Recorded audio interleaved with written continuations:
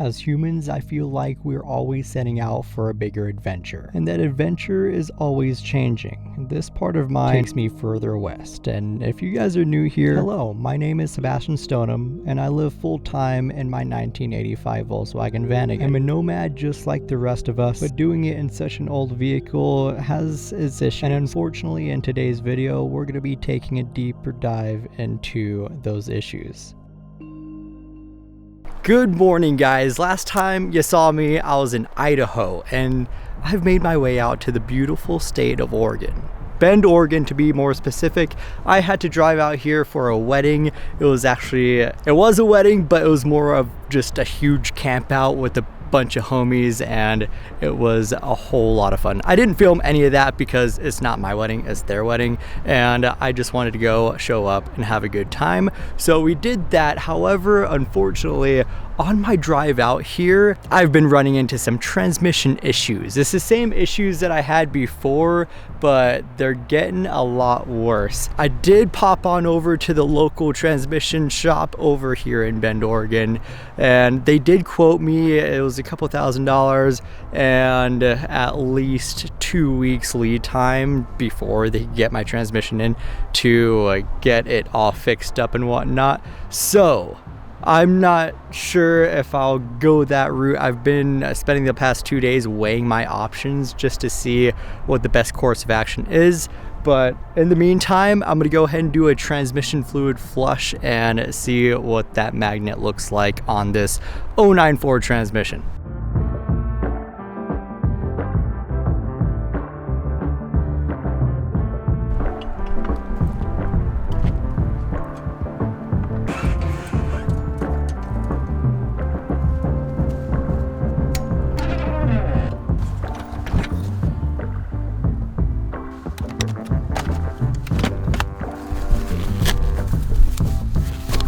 So I always recommend good gear oil to go in your Volkswagen transmission, but since this thing is probably going to need a rebuild here soon, I saw that these Valvoline 8090 weight was on sale at Napa yesterday, so I went ahead and picked some of these up, and I'll be pumping it into the transaxle with this. It's so much easier than squeezing the bottle up in there. As far as the transmission goes, you need a special tool, not really a special tool, but you will need a 17mm Allen socket, or if you don't want to special order that tool, you could do what I did and go to Home Depot and get some all thread. I did this a couple years ago, and I just cut it to a shorter length so it's more usable.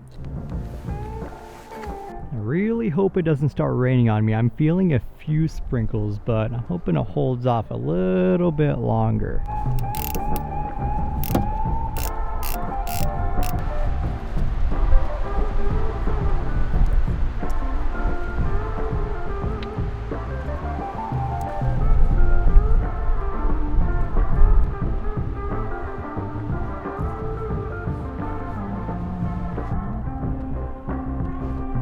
That's not what I was hoping on seeing coming out of the drain plug. So here we have the magnet at the drain plug right here, and got some bigger chunks on there. It looks like just a lot of small shavings, and what I'm seeing go into the oil pan is not looking too great either, which probably means there's a bearing going out and my gears aren't meshing it just right, or my pinion bearing is going out and my ring and pinion is just being chewed up, which is a very common problem with the turbo diesel engine mounted to this specific transmission that I have here. So I'm not exactly sure what to do from here on. I'm gonna let that drain for a little bit. I'm gonna close up and go inside. Since it has started to sprinkle a little bit, I want to wait until this passes through, and then once it's fully drained out, I'll come back out and start filling it up.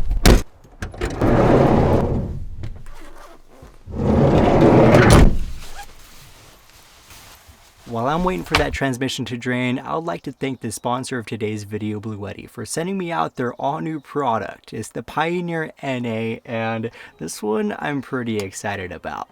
This portable battery is made for cold weather outdoor activities, and you guys know that I love winter camping. It has really stable low temperature power and can fully discharge at like -25°C. And because it's a sodium ion battery, it's extremely safe. It prevents short circuits and swelling, and it's pretty lightweight and extremely portable. Now obviously I'm going to use this for in my van winter camping, but you could also use it in your home for extreme weather or emergency situations. So you could run your electric heaters, microwave, laptops, or any other communication devices. I'm gonna try and do some cold weather testing with this battery. So I'm gonna put this in my fridge, turn it all the way down to the deep freeze mode. It's about 0 degrees Fahrenheit and 18 or 17 degrees Celsius, give or take. I'm gonna leave it in there overnight. In the morning, I'm gonna try and plug my laptop up into it and see how many watts it's drawing.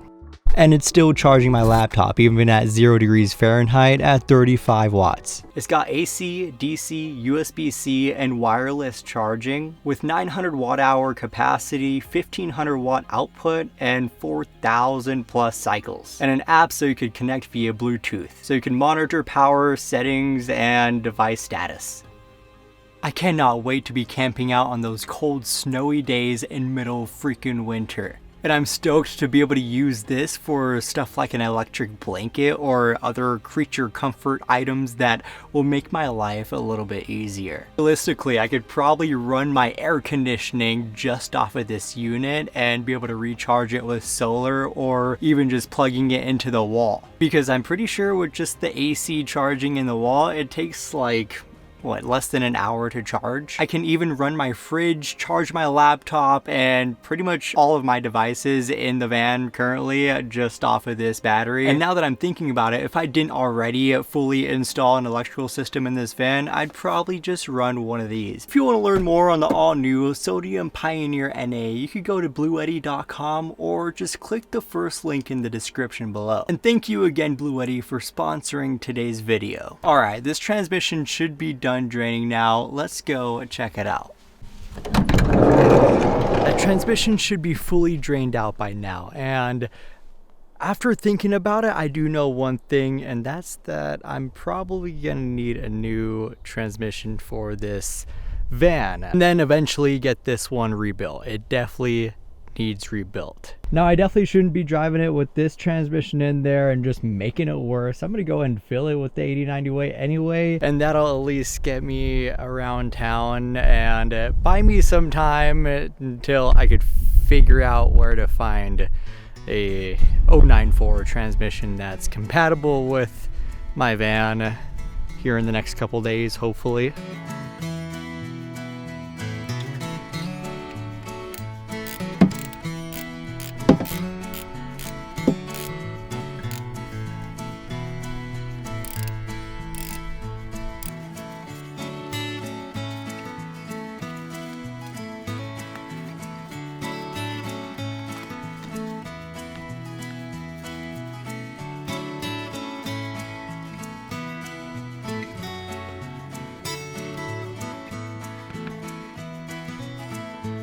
Well, I'd say that went pretty smoothly, all things considering. I got about 4.5 quarts of 80/90 gear oil in there, and yeah, I just waited till it trickled out a little bit, and then I put the plug in, and it's filled up. I did put the plug in, and I put the gear oil in.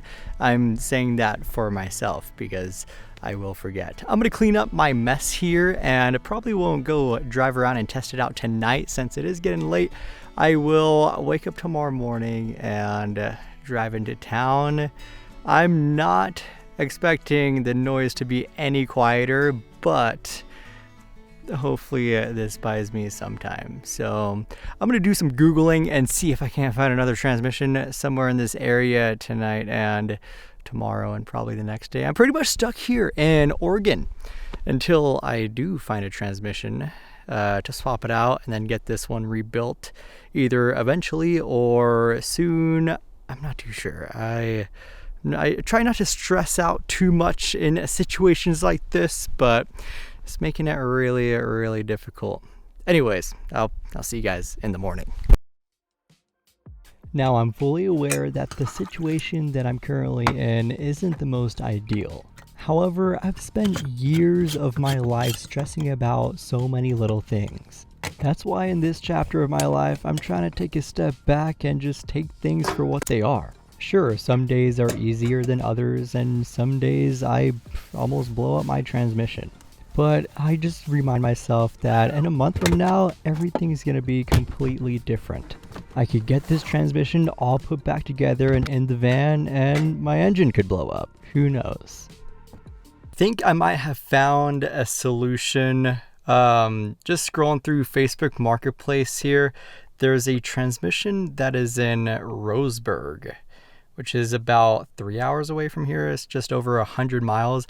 I'm not too sure how far I should be pushing this current transmission that's in my van, but this one's selling for $730 and it looks to be in pretty decent shape. He said that it was pulled out of a running, driving van, and I mean, that's all the information I need. It's obviously not going to be geared for my turbo diesel, so I'll be going slower on the highway, but as long as it could get me somewhere where I could pull this transmission out and take a deeper dive into what's actually wrong with it on the internals and possibly rebuild it myself. I might have a spot to do all this work at. So I've asked a couple friends around town here in Bend if they have or know of anyone that has 09 Ford transaxle, and I'm just waiting to hear back from them. If not, then I think tomorrow I'll go and